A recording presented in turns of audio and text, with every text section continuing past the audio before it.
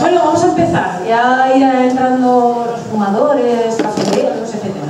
¿Vale? Bueno, ahora le toca el turno a Carlos, otro gran amigo al que pienso darle la triple nacionalidad, puesto que es argentino, nació en Buenos Aires, sin embargo lleva bastantes años viviendo en Galicia, pero es que ya es hijo adoptivo de Aragón. Pues sí, sí, yo creo que sí, ya a estas alturas creo que sí. Maño. Bien, bueno, voy a ser también breve. Es escritor y periodista, trabaja en la actualidad en el rotativo gallego Diario de Pontevedra, autor de centenares de artículos y reportajes sobre temas relacionados con los mitos y creencias, así como de fenómenos insólitos. También llevamos el tema OVNI, el tema parapsicológico, que es el que vamos a hablar esta tarde. Fue guionista del programa Mundo Misterioso de la Televisión de Galicia y documentalista de Misterios sin resolver. Además ha colaborado en numerosos programas de radio, televisión y revistas como Año Cero, Más Allá, Enigmas y la desaparecida Karma 7. Es autor de Parapsicología y Electrónica, Psicofonías y Psicoimágenes, Voces del Más Allá, muy buen libro, y Santos y Famosos y otras extrañas devociones, es un muy curioso libro. También es fundador y codirector de Ediciones Sidonia, que esta tarde nos va a dar unos libros para poder sortearlos y que, bueno, parece que se está haciendo con el mercado nacional de estos temas. Bueno, sí, Sidonia está apostando, yo creo, por estas temáticas. Y los autores ya creo que te buscan incluso, ¿no? Sí. Pues son de los más serios que hay ahora mismo en el país. Bien, bueno, os dejo pues entonces con Carlos Gabriel Fernández y su ponencia Psicofonías, consejos para grabarlas y escucharlas.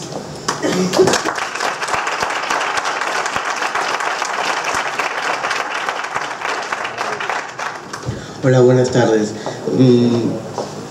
Gracias por estar aquí, por venir a estas conferencias, porque es siempre un punto de encuentro, ¿no?, entre personas que nos gustan las mismas temáticas y es una forma también de mantenerlas vivas, ¿no?, mantener vivos estas temáticas que tanto nos gustan.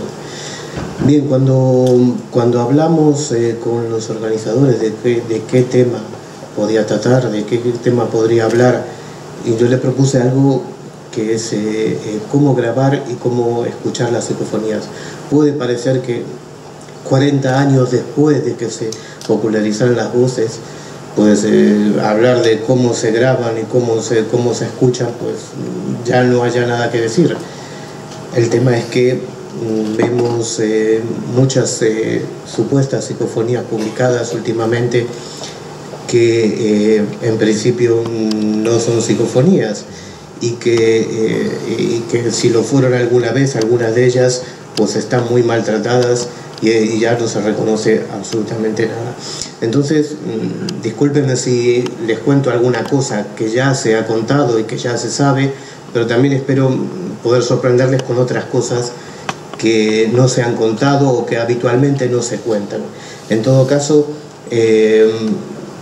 no crean a pie juntilla lo que yo digo, sino que espero que si los que deseen experimentar en este fenómeno pues lo tomen como un punto de referencia o como una opinión en muchos casos que puede ser discutida, puede ser debatida y puede ser rebatida también.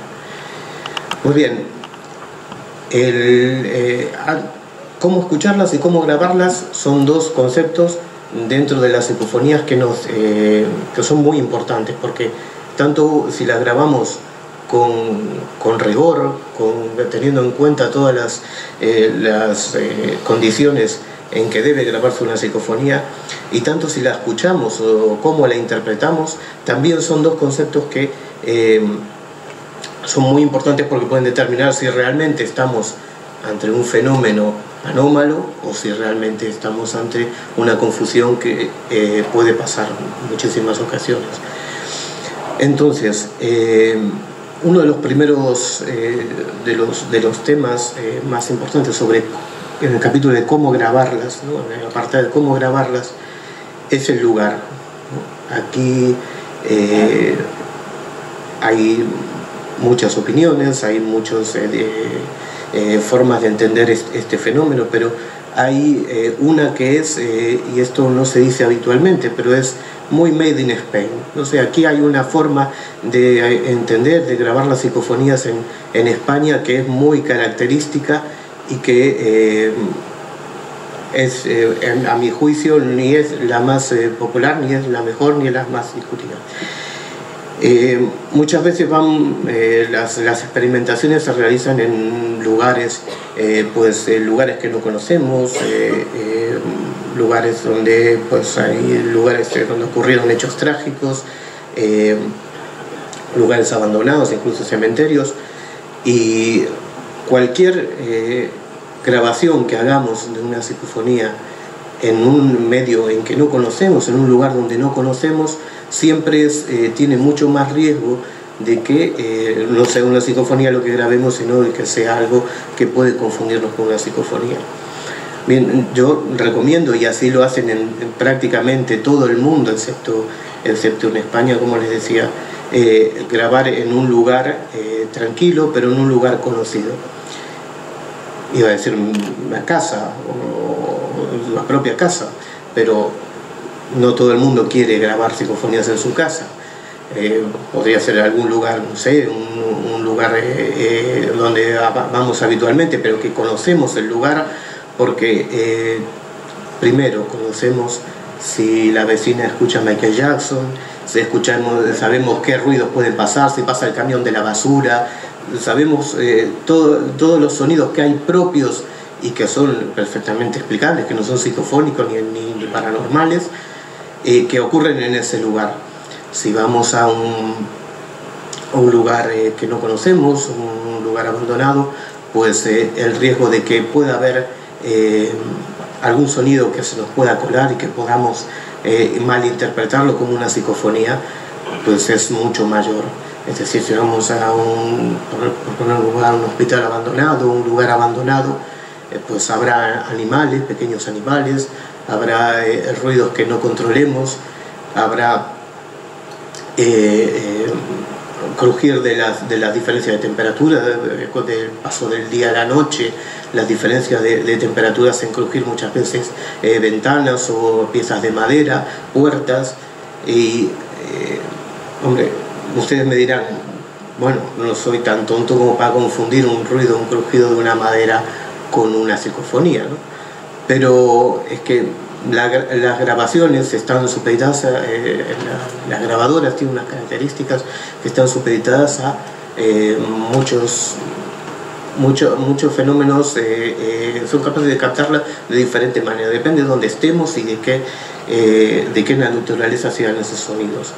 Entonces, por ejemplo, el caer una moneda al suelo puede provocar un sonido, si la grabadora está a 10, 15 metros o en otra habitación, puede formar un sonido complejo, lo suficientemente complejo como para que nuestro cerebro lo interprete como una voz humana, como una voz que parezca humana. Y esto ha ocurrido muchísimas veces y en muchísimas ocasiones lo he comprobado en voces que se han presentado, se han publicado muchas veces como buenas y que pues tendrían que ser revisadas porque podría tratarse de un sonido complejo. Entonces la primera gran recomendación que yo haría para grabar las voces sería en un lugar tranquilo, un lugar conocido, para que conozcamos todo lo que hay alrededor, todos los sonidos que pueden ser familiares en ese lugar, y el riesgo de que nos equivoquemos al interpretar un sonido como una psicofonía pues es mucho menor. Por otra parte, hay que conocer también algunas características de las grabadoras. Las grabadoras, tanto las muy modernas digitales como las de cinta de hace 10, 15, 20 años, como las que había hace 40 incluso, muchas de ellas tienen un sistema que es un control automático de volumen, es decir, cuando no hay ningún sonido que estimule el micrófono, pues el volumen de la amplificación del sonido del micrófono se va incrementando, y cualquier ruido que pueda entrar puede ser incluso quedar registrado como un sonido distorsionado, diferente, que no sepamos identificar, pero que en realidad se trata de un sonido conocido y que, insisto, nos puede parecer muchas veces como si fuera una voz.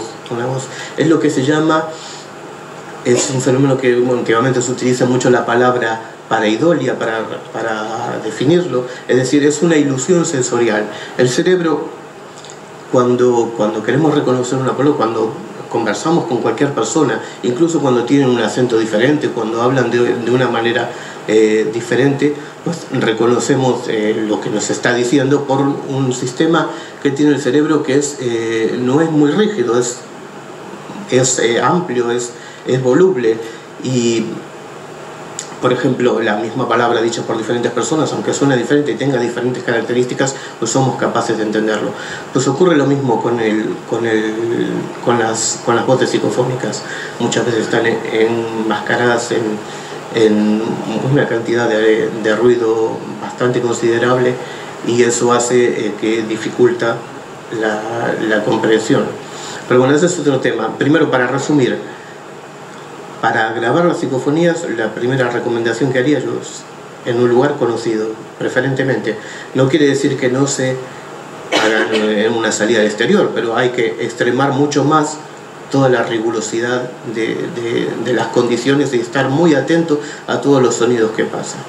Segundo tema, muy importante, no dejar la grabadora grabando e irnos y después volver, porque ahí sí que puede entrar cualquier sonido que no controlemos y que podemos malinterpretar como una psicofonía. Y en tercer lugar, pues llevar todo un control, y esto ya lo recomendaban, por eso les decía que hay cosas que ya se vienen hablando en los últimos 30 años.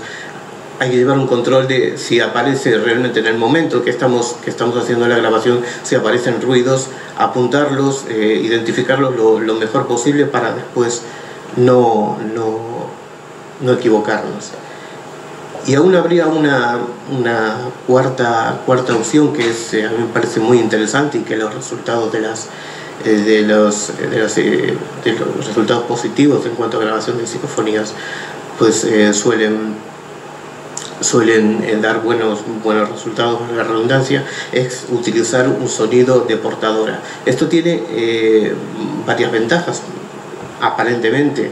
Estadísticamente, pues son de mejor calidad y mejor legibilidad. Cuando se utiliza un sonido, por ejemplo, es muy típico el ruido blanco, o algún otro ruido rítmico que podamos identificar y que no nos haga confundir. Esto también mantiene los niveles de amplificación del micrófono y de la grabadora en unos niveles más o menos constantes, y hacen que no puedan, o sea más difícil que entren alguna cosa que no es una psicofonía y que podría confundirnos. Otro apartado importante es escuchar las psicofonías. Como les decía antes, el cerebro es capaz de interpretar o de escuchar voces, aunque interpretar lo que dicen las voces, aunque pues la palabra no esté del todo completa, aunque la calidad no sea buena, aunque esté llena de ruido. Y esto, bueno, es una que, contrariamente a lo que se crea, no es un error del cerebro, sino es todo lo contrario, no es lo que nos permite comunicarnos entre nosotros e incluso gente que hablamos con diferentes estilos, diferentes tonos y diferentes características. Pues bien, hay los que habréis escuchado psicofonías muchísimas veces os habréis dado cuenta de que al escuchar las voces no todo el mundo escucha lo mismo. Según una misma voz escuchada por diferentes personas, pues no todos dicen lo mismo. O tú mismo, cuando te dicen, tú crees que dice una cosa o interpretas que dice una determinada palabra y alguien te dice una diferente, muy parecida, y cambias, entonces a la siguiente escucha, pues escuchas eso mismo que te están diciendo. Eso también forma parte, ¿no?, de la estructura propia de cómo captamos el sonido y cómo interpretamos las palabras. Después hay otro tema que es también importante. La mayoría de las veces, por las características de las palabras que pronunciamos, las vocales son las que llevan la mayor parte de la energía. Es decir, las que más logramos identificar son las vocales de una palabra. En un caso en el que la señal es muy débil y la señal está muy enmascarada por el ruido, pues las vocales son las que predominan, mientras que las consonantes a veces o bien casi no aparecen o están muy débiles y no somos capaces de identificarlas correctamente. Pues bien, esto pues no tiene más remedio que intentar agudizar el oído, es decir, intentar acostumbrarse a escuchar. Y esa es una de las recomendaciones que yo haría para escuchar las psicofonías, es intentar educar el oído para escucharlas. Pero ojo, educarlo no quiere decir que empecemos a imaginar en cualquier ruido, como le pasó a muchos investigadores, imaginar en cualquier ruido una palabra, ¿no? Es decir, educarlo significa tratar de identificarlo como voz humana. Ahora bien, yo creo que otra cosa de las que quería contar respecto a la escucha es que en los últimos años la informática ha ayudado muchísimo al estudio, a la interpretación y al trabajo con las voces psicofónicas, tanto en el filtrado, ¿no?, como en los sistemas que hay de reducción de ruido y de mejora de la calidad del sonido.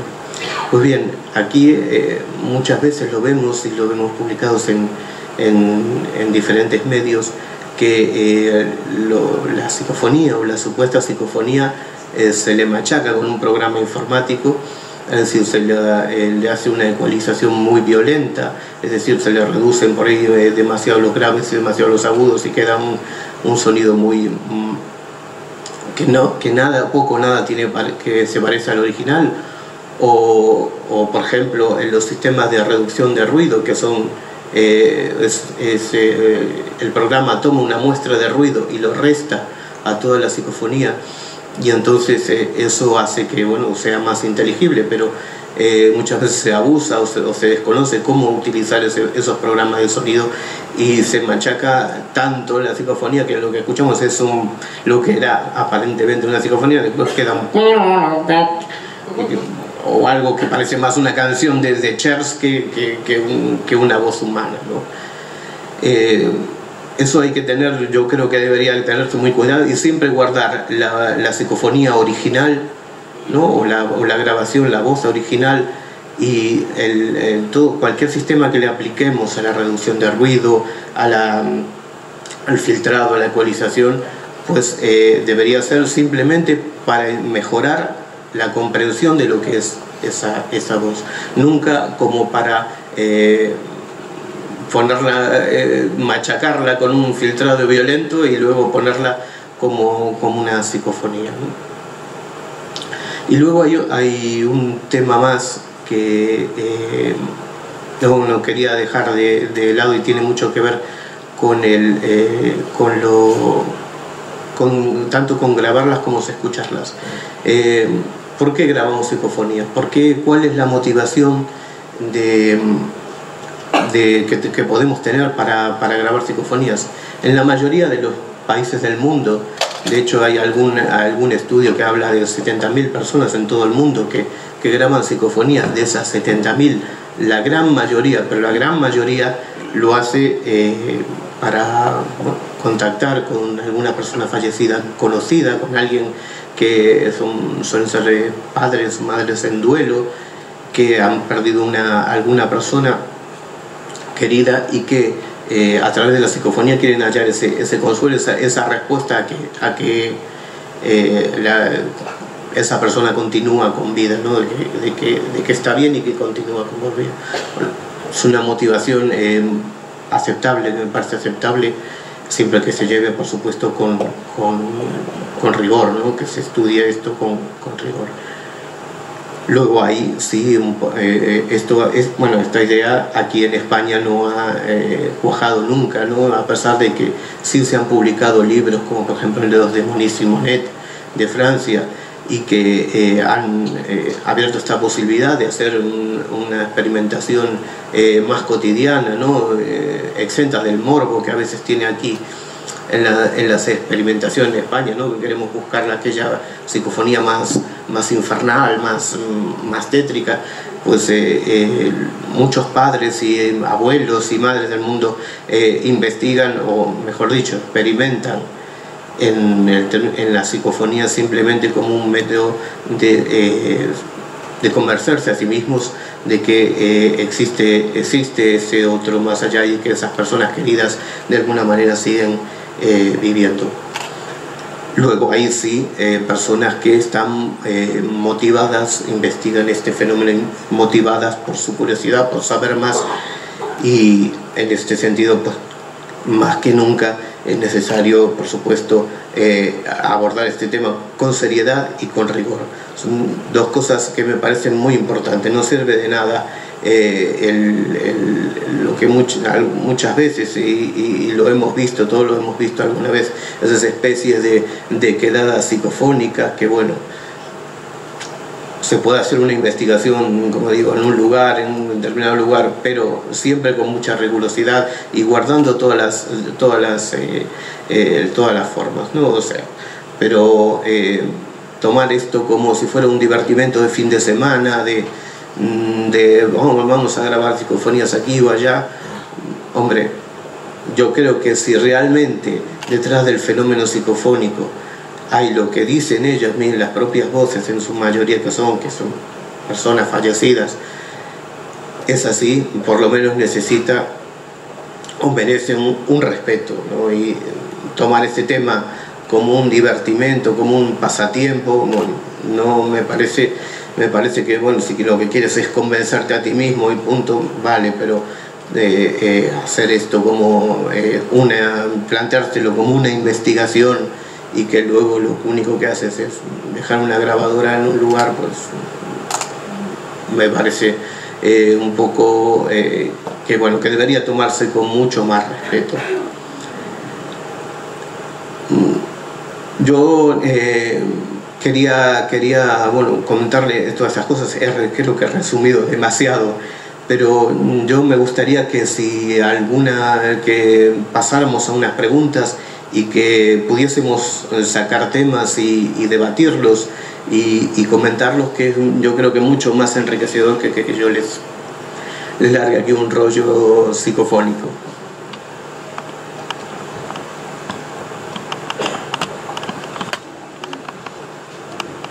Hola, bueno, pues enhorabuena por la conferencia. Tenía dos preguntas muy concretas, ¿no?, que están relacionadas con el tema de la captación. Una es que me entiendo que lo que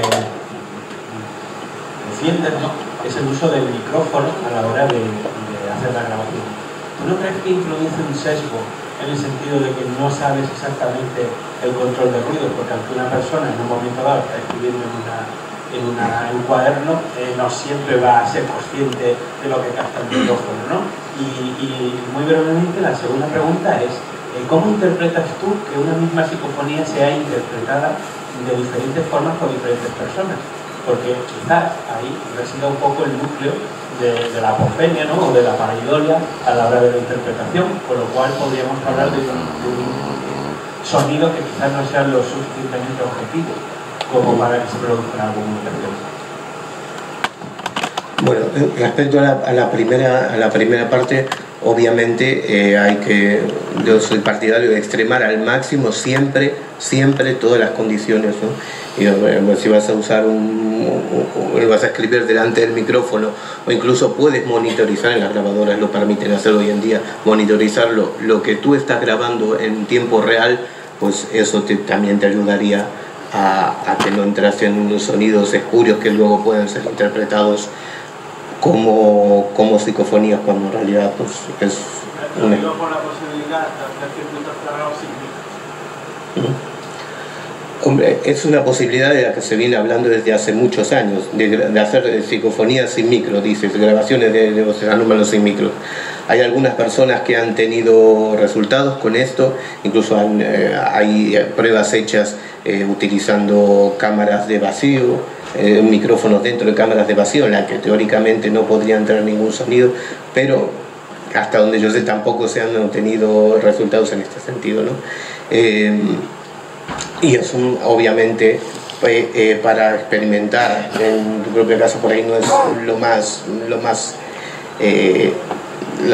no es muy cómodo ni es muy accesible, no tener, por ejemplo, una cámara de vacío o una cosa. Yo sugeriría el control, el máximo de extremar, el máximo control a la hora de grabar unas voces. Y después, en cuanto a que diferentes personas escuchen diferentes cosas en psicofonía, y a veces cosas bastante diferentes, es que es un mecanismo propio del cerebro. Es decir, cuando tú escuchas una palabra, rápidamente tu cerebro la compara con otras palabras que ha escuchado a lo largo de su vida y reconstruye lo que tú estás diciendo y lo comprende y lo analiza, ¿no? Lo reconstruye. Ahora bien, si lo que tu cerebro está escuchando, esa voz psicofónica, no se parece en nada a ningún registro concreto de lo que tengas recordado, pues buscará lo más parecido, lo que se aproxime más. Y es por eso que cuando lo que se llama técnicamente el nivel de señal del señal ruido es muy malo, es decir, que hay mucho ruido, pues el contenido de la palabra está muy enmascarado en el ruido, pues el cerebro pues busca lo más parecido y por eso hay diferencias. Mira, en los años 70 hay un libro que yo se lo recomiendo a todo el mundo, que es La parapsicología y sus problemas, escrito por Hans Bender y publicado en español, que yo creo que tiene un capítulo dedicado a su investigación sobre las voces de Fredrik Jürgensen, que es totalmente aleccionador sobre cómo investigar o cómo experimentar en psicofonías. Y ahí él usa algo que luego se comentó muchísimas veces en muchos otros libros posteriormente, y es que Bender daba por buena una voz como psicofónica cuando varias personas eran capaces de escuchar lo mismo en esa voz, por debajo de ese nivel. Es decir, cuando el nivel de señal, el ruido era tan malo que no permitía comprenderla, pues la desechaba. Carlos, Claro. a ver, comentabas algo que yo creo que es interesante y que me gustaría englobar una pregunta general, ¿no? Hablabas de la necesidad de cuando estás, por ejemplo, en un lugar, como decías, ¿no?, uno de estos hospitales abandonados antituberculosos que están de moda, Sí, vamos, tienes la razón. Bueno, no, es que esto que he dicho literalmente lo he escuchado más de un programa. No, a ver, comentas por ejemplo la necesidad importante de extremar las medidas, entre ellas por ejemplo la de apuntar todos aquellos ruidos que hay al respecto y de, bueno, pues intentar, como decíamos, ¿no?, llevar un mínimo protocolo, si es que se puede llamar así, teniendo en cuenta del sitio al que nos estamos refiriendo y a las limitaciones que tiene a la hora de grabar. Por ejemplo, ¿vale?, cuando yo he estado en varias ocasiones en muchos de estos sitios, ¿no?, cuando vas a apuntar, yo sé que lo que voy a decir va a sonar a risa, pero es que Me parece muy gráfico. Normalmente cuando vamos a un sitio abandonado, el sitio abandonado, pues lógicamente suele ser de noche, porque si no es de noche no tiene gracia, ¿no? Eso para empezar. Luego, suele hacer frío, evidentemente. Cuando cae la noche, por muy verano que sea, aquí no hay ventanas de ningún tipo, con lo cual vamos abrigados, ¿de acuerdo? Bien.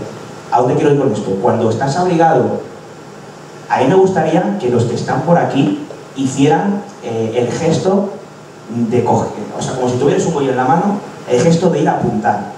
Os aseguro que solamente el hecho de coger el brazo con el bolígrafo y rozarte con el abrigo para apuntar algo, ya es un ruido. Y ese ruido no se extrema. Eso es un ejemplo. Entonces, a lo que quiero llegar con todo esto es, ¿crees que merece la pena extremar precauciones y demás para pues, grabar psicofonías en un lugar abandonado? ¿Crees que realmente se pueden extremar precauciones en un lugar abandonado en que es imposible, bajo mi punto de vista, controlar mínimamente las variables de si hay un roedor, si hay un sonido, aunque lleves a una persona experta en acústica? Es que es muy difícil controlar uno de estos sitios. No lo mismo estar en un sitio cerrado que en un lugar abandonado en el que hay viento, tú pisas un cristal y estás escuchando el cristal, no en un método de redonda, sino a lo mejor en la otra punta del edificio, lo que se le con el cristal. ¿Merece la pena realmente? Yo creo que no. Yo creo que no, rotundamente no. Por eso digo que no,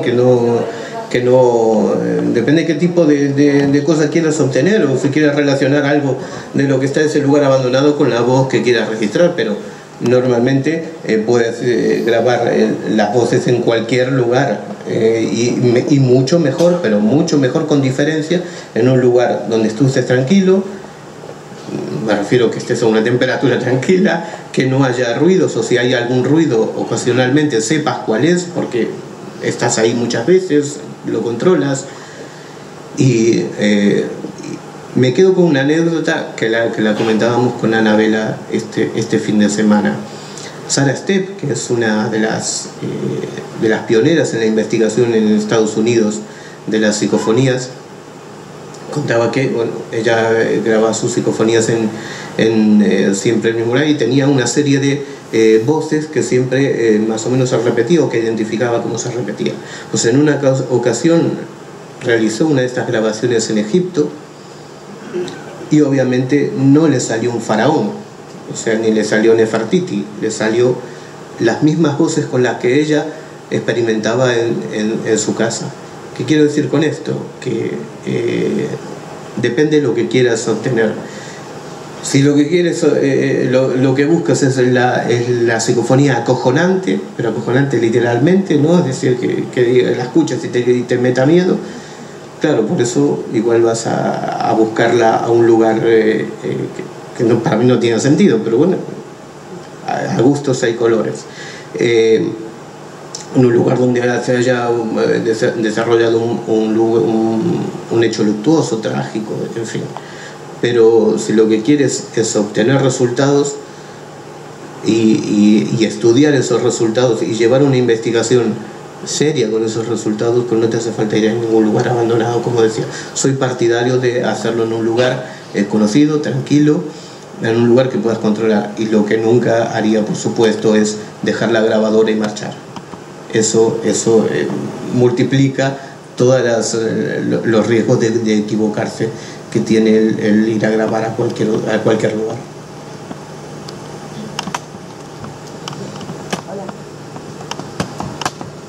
Hola. Desde el punto de vista de lo que es la investigación, si nuestra motivación es la investigación de lo que es el fenómeno de la psicofonía, ¿crees que es recomendable no estudiar no solamente lo que es la grabación o la psicofonía en sí, sino todo lo que es el contexto que rodea esa grabación? Es decir, porque no es lo mismo que, por ejemplo, nos salga una frase, si tenemos una historia o una frase relacionada con el contexto, en el sitio en el que hemos grabado esa psicofonía, quizás nos daría más pistas sobre lo que puede ser o el fenómeno en sí, o incluso las pautas lingüísticas de la propia grabación o tal, nos darían, creo yo, pistas sobre lo que puede ser el fenómeno. ¿O es recomendable dejar todo eso aparcado y estudiar solo desde el punto de vista técnico lo que es la grabación? No, bueno, yo hablo desde el punto de vista técnico porque es es mi debilidad, digamos, ¿no? Es el tema técnico pues, es el que más me interesa, pero entiendo que hay otras formas de encarar estas cosas. Ahora, ir a preguntar a un lugar abandonado si hay alguien ahí de los que se haya muerto, eso no, es que no me parece, porque eso lo puedes preguntar en tu casa también. Oye, ¿hay alguien que se haya muerto en el sanatorio de Agramonte?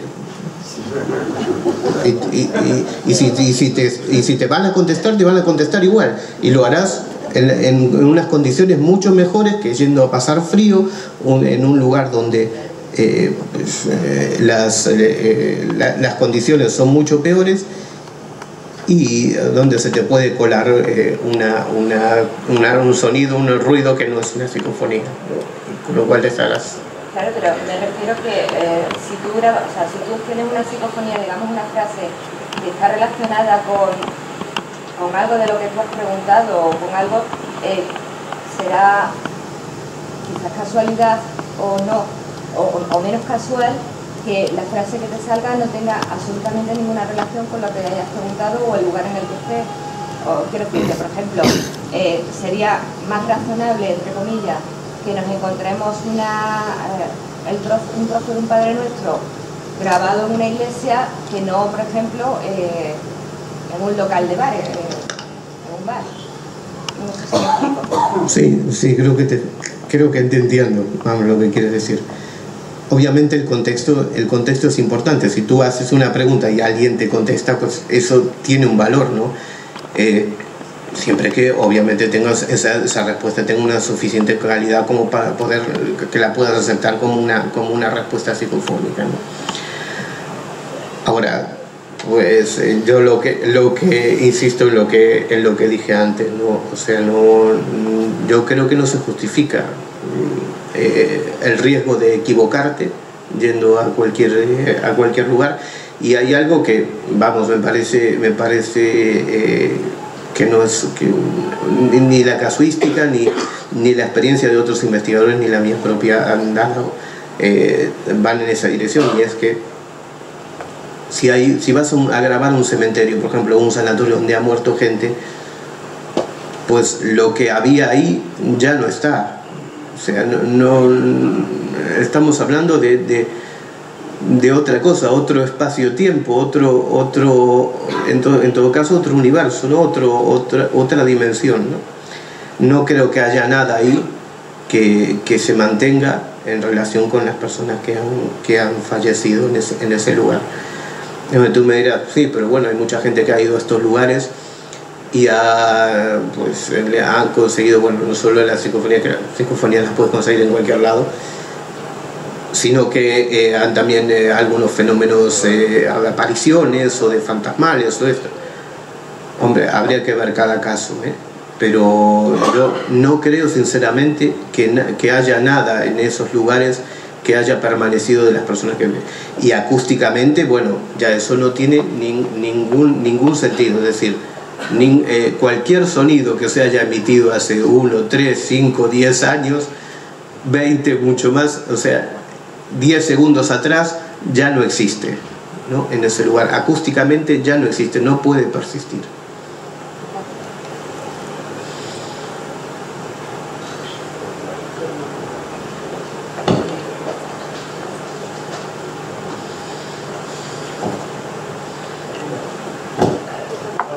Hola.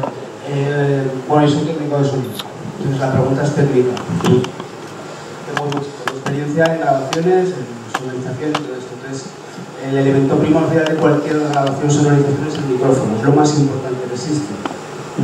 Y no solo el micrófono, sino la posición. Entonces, mi pregunta es la siguiente. Bueno, un ejemplo para que la gente que a lo mejor sea un poco profana en esto, sea profana, es el de un violinista. Tú vas a grabar a un violinista o vas a sonorizar a un violinista y no tiene nada que ver lo que él oye con su violín, que lo pone al lado de su oreja, claro, tú tienes a 3 metros. Vale. En tu experiencia, no sé cómo lo haces, pero a la hora de grabar, si tú pones un micrófono,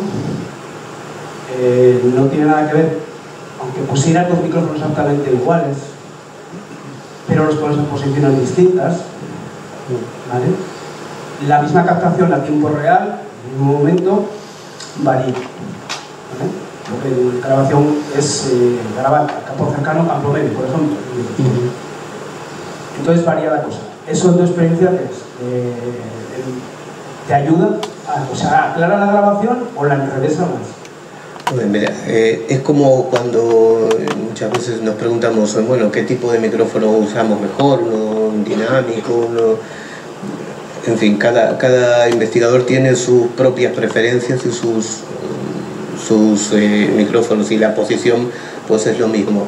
Hay un gran vacío de conocimiento en relación con las psicofonías, yo siempre lo digo, pero veo difícil que se pueda investigar, y es más que nada por voluntad, que es cómo se producen las psicofonías, es decir, cuál es el mecanismo, cuál es el proceso. Es una señal acústica que entra por el micrófono, es una señal electromagnética que entra por los cables. ¿Qué es lo que deja grabado esa voz o ese sonido de forma paranormal? Entonces eso es una investigación que deberían acometer gente que tiene los medios adecuados para hacerlo, es decir, universidades, grandes centros relacionados con el tratamiento e investigación del sonido.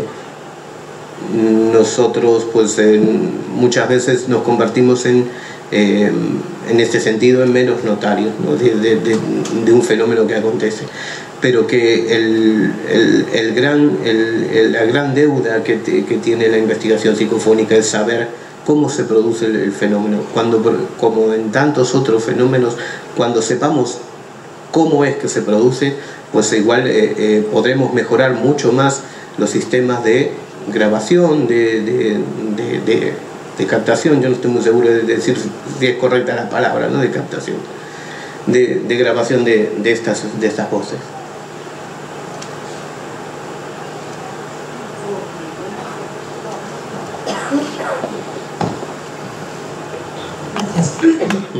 Yo quería preguntar precisamente qué es lo que interpretas que es una psicofonía. O sea, si es en realidad algo que está impregnado en un lugar, o es algo de una realidad paralela, o es algo con lo que en realidad es nuestra realidad y podemos interactuar. Ya la base de todo ello. Empezando por el final, que podemos interactuar, desde luego, cuando tú realizas una pregunta y te responde. ¿Pero responden? Sí. A mí, y a estar aquí al habla Cardoso presente, a mí me han llamado por mi nombre en la experimentación que hace ella a través de la radio. Han dicho Carlos Fernández. Puedes decir, bueno, hay muchos Carlos Fernández, pero es que la voz dijo Carlos Fernández y dijo más cosas en relación a mí, ¿no? Entonces, que interactúa, seguro. ¿Qué son? Hombre, las voces, la mayoría de las veces se identifican como de personas fallecidas. Incluso mucha gente ha reconocido la voz de personas fallecidas, incluso hay alguna investigación que, bueno, debería completarse, pero que apunta a que existe un paralelismo entre las voces de las personas fallecidas y de las personas cuando estaban en vida. Y me habías preguntado una tercera cosa. Sí, no, si podría ser una impregnación, porque nosotros, por ejemplo, fuimos una vez a Chile, a ver las psicofonías y tal, lo hicimos por lo visto fatal porque dejamos la cámara, o sea, la grabadora sola. Y claro, en un lado nos salió lo que a nosotros nos parecía aviones, bombarderos o un motor caminando. Y en la segunda cara lo que nos pareció que salía eran estos bombardeos. Pero claro, o sea, nosotros pensamos que eso podía ser una impregnación que se había podido quedar ahí en el lugar de un momento dramático o algo así. Bueno, eso también lo cuenta. Yo no creo en eso. O sea, no es que no creo. Acústicamente, o sea, es decir, que me digas un sonido que está vivo en un lugar. Pues, aquí pasa un segundo de mi voz y ya se perdió. O sea, se perdió porque rebota hasta 330 metros por segundo, va viajando, rebota y cada rebote pierde energía y desaparece. En un segundo desaparece. O sea, impregnación acústica, no. Desde luego yo creo que es inviable, es impensable.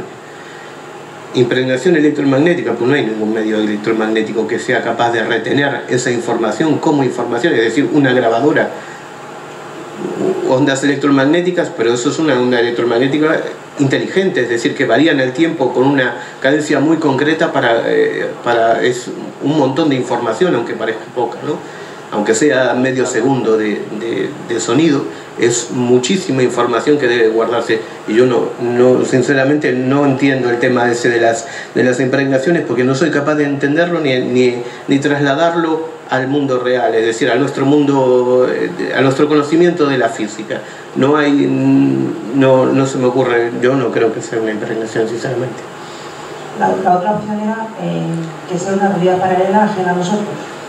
Pues es posible, es posible que eso no desentona con que pueden ser personas fallecidas, o sea, porque hacia ese concepto van muchas de las investigaciones y especulaciones de muchas personas que experimentan en TCI actualmente.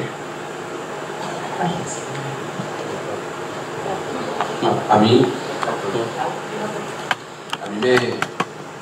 hay una cosa que me causa interés sobre esto, y es que sea lo que sea, y en la era analógica se puede enseñar psicofonías, y en la era digital también, una de dos, antes del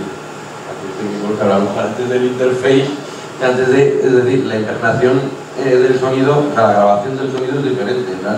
En una cinta, un grabador de cassette es un magnetizador. Cuando se graba es una cinta magnética donde se graba. En cambio, en un soporte digital es un acceso de memoria, es totalmente diferente. El único punto en común que tenemos entre la era analógica y la era digital es del soporte en el que se graba hacia allá. Y hacia allá, ¿qué tenemos? Pues, el micrófono. Claro. Por eso soy un poco escéptico ante la posibilidad de que se pueda hacer una grabación de estas características en circuito cerrado. ¿En circuito cerrado qué te refieres? En circuito cerrado es así, micrófono.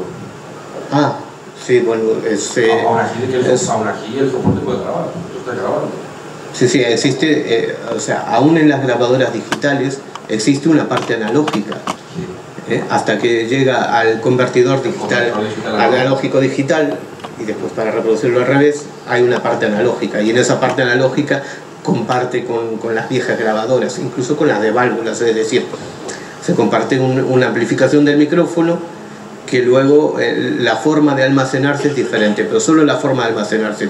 Todas las grabadoras tienen una parte analógica porque lo que hay que transformar es el sonido en una información para almacenarla. Lo que quiero decir es que al cambiar de la era analógica a la era digital, hemos eliminado una parte del proceso donde no puede ser que se esté produciendo los sonidos. No, yo no creo que eliminas. Mira, si lo concretas, aunque las psicofonías entran por el cabezal de la grabadora en las viejas antiguas, entra por el cabezal y se induce el sonido en el cabezal, ese sentido concreto sí, pero también se puede inducir en cualquiera de los cables entre el micrófono y hasta que llega al sistema de almacenamiento, ¿no? Antes de que se transforme en digital, por ejemplo.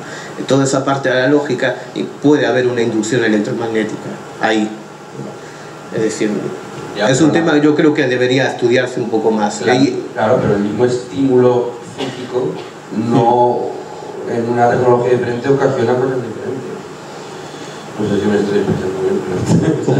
Un estímulo igual, dices. Claro, la misma interferencia electromagnética no produce el mismo resultado en una grabadora analógica que en una digital. Ya no estoy hablando de una psicofonía. Yo acerco un imán, entonces altero una grabación analógica. Sí, claro, alteras el sistema, concretamente el sistema de almacenamiento de esa información. Entonces, con lo cual ya estamos viendo que no puede ser algo electromagnético en una grabación digital. No sé si me explico. O igual. Cuando tú hablas, cuando tú hablas de hacer una cosa sin micrófono, es que no vas a captar una onda de presión sonora que funcionar de otra manera. Entonces es un sonido, pues la psicofonía es un sonido. Pero la psicofonía hay que entenderla de dos maneras distintas. Una cosa es a lo mejor una onda de presión sonora, o sea, de presión sonora, que luego la transformamos en electricidad, la grabamos o la registramos con un soporte cualquier sea. O otra, si no pones un micrófono, es a ver qué se me deposita en mi disco duro o en mi cinta magnética o lo que sea. Pues, son dos formas distintas de intentar recoger algo por otro. Yo creo que no tiene nada que ver una con otra. A la hora de recogerlo. No, es indudablemente los sistemas son muy diferentes, ¿no? Pero me refiero a que los dos sistemas... No tiene nada que ver, no puedes pensar grabar nada sin micrófono. Ya, cualquier sonido acústico, obviamente no, porque lo que hace el micrófono es transformar la presión sonora en una onda eléctrica proporcional, que luego es lo que se almacena, y luego se realiza el proceso inverso para escucharlo, ¿no? Pero lo que le decía es que comparten las digitales y las analógicas una parte del circuito, que es el micrófono y la amplificación. Bueno, yo creo que vamos a dar por finalizada esta charla, porque aún nos queda todavía Anabela, que sería dar un paso más a todo este tema, ¿vale? Y nada, muchas gracias, Carlos, por tu aportación. Espero que no hayas generado muchas dudas. No, ojalá haya generado muchas más dudas de las que había, ¿no? Porque bueno, dudar siempre es constructivo, ¿no? Es decir, bueno, te hace que te lo pienses, que le des vueltas, y bueno, siempre es constructivo, creo yo. Muy bien, muchas gracias. Gracias.